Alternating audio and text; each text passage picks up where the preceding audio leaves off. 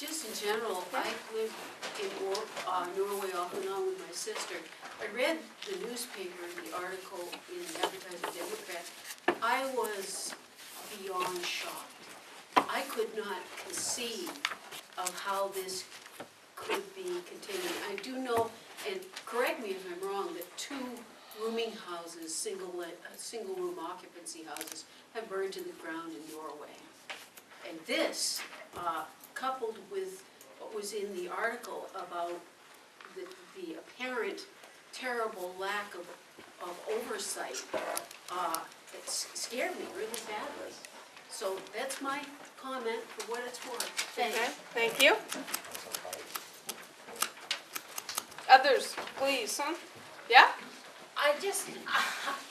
I'm confused because the follow-up article that came out yesterday indicated that Maine State Housing was not aware of the conditions or had not done an inspection of the properties that were cited in the article. It seems to run counter to what was indicated in the article that originally came out. I wanted to hear from Maine State Housing as to what their explanation is of their inspection history with these apartments that were cited in the article. Okay. And I don't know if we can address that today or not, but I will ask. Huh? Oh. Hang on just a second. Huh? Hi. Hi. Huh? We have a question. Huh? I heard. Okay. Huh? Do you want to address that? If I understood the question correctly, the question was that Maine Housing had not inspected the property. Is that correct? The follow-up article seemed to indicate that you were not aware of these properties being in this condition.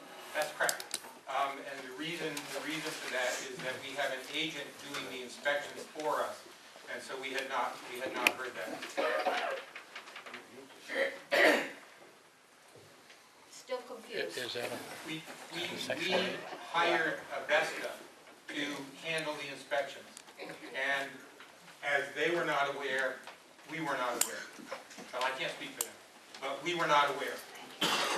So what does it take to be aware? I'm sorry. There was a woman who asked, what does it take to be aware?